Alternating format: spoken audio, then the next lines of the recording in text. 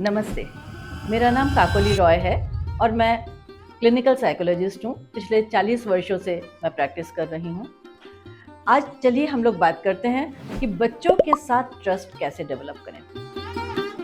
बच्चे झूठ बोलते हैं, बच्चे छुपाते हैं।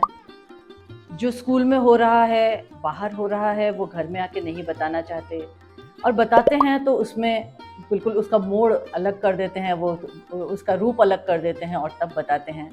और ऐसे ही फ्रेंड्स से भी जब बात करते हैं तो बहुत फिल्टर करके किससे क्या नहीं बताना है वो छुपा कर और तब बताते हैं। और क्यों होता है ये? बच्चों के मन में ये डर रहता है, घर के लिए ये कि पेरेंट्स हमें डांटेंगे, बोलेंगे, रोकेंगे या सज़ा देंगे। टीचर्स के लिए भी यही डर रहता है कि अगर उन्हें पता चल जाएगा तो वो हमें सज़ा देंगे या डांटेंगे, इसलिए ना बताओ या छुपा लो। और दूसरी तरफ ये होने लगता है कि वो अगर डांट पड़ भी जाती है तो वो और ज़्यादा उसको छुप के करने लगते हैं।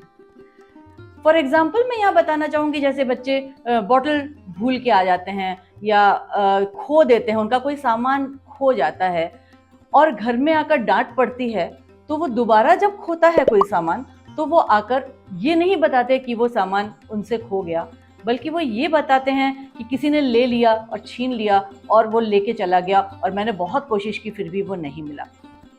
मतलब वो स्टोरी बनाने का एक आदत डाल लेते हैं और इसी यहाँ से ही शुरुआत होती है झूठ बोलने की। वो बच जाते हैं क्योंकि उनका गुस्सा, पेरेंट्स का गुस्सा उस पर नहीं बल्कि उनके फ्रेंड्स पर या जिसने लिया है उनकी तरफ चला जाता है और वो बच जाते हैं।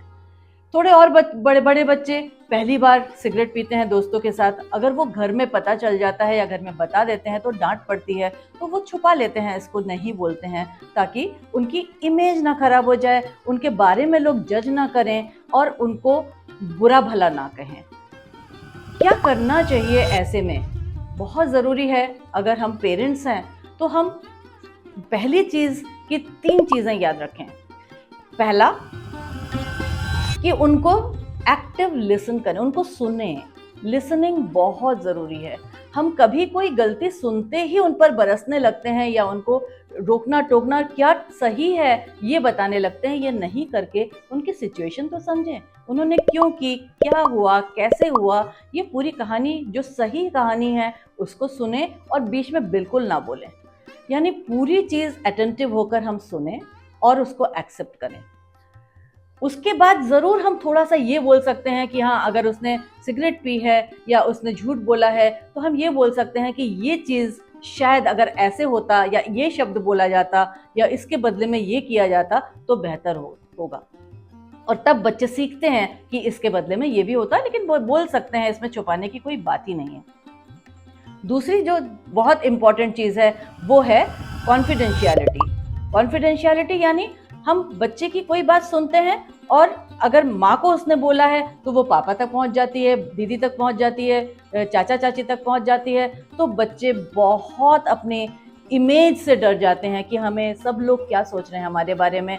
ऐसे ही स्कूल में अगर किसी को पता चल जाता है तो सारे बच्चों को पता चल जाती है, सारे टीचर्स को पता चल जाती है, तो उससे वो बहुत शर्मनाक स्थिति में पहुँच जाते हैं और ऐसे में वो अपने आप को छिपाने लगते हैं। बहुत ज़रूरी है कि अगर वो हमें हिम्मत करके बोल रहे हैं तो उनकी इस गोपनीयता को हम रखें।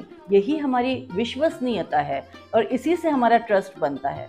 और तीसरी जो बहुत इम्पॉर्टेंट चीज़ है वो है नॉन जजमेंटल एटीट्यूड। जब हम सुने और समझें किसी को तो बहुत इम्पॉर्टेंट है कि उसको हम जज ना करें। वो ऐसा है इसलिए उसने ऐसा किया, वो लोग तो ऐसे हैं इसलिए वो लोग ऐसा कहते हैं, या वो दोस्त उनको ऐसा बना देंगे। हम किसी को जज ना करें, हम आराम से जो सिचुएशन है, जो हकीकत है उसको समझें और बिना किसी कमेंट के हम उसको एक्सेप्ट करें। अगर इन तीनों को हम ध्यान देंगे तो हमारा ट्रस्ट, हमारी दोस्ती और बच्चा के लिए हम ऐसा प्लेटफॉर्म बना देंगे कि वो देश में रहे, विदेश में रहे, कहीं भी रहे, वो उसको ये रहेगा कि हमें मम्मी से या पापा से बात करनी है और सच्ची बात बतानी है। तो एक तो उसकी अपनी बाउंड्रीज बनी रहेंगी, वो गलत रास्ते पर चलेगा ही नहीं, और दूसरा अगर वो चलने की तरफ बढ़ेगा भी तो वो आपसे ज़रूर कहेगा और उसको मार्गदर्शन मिलेगा। धन्यवाद।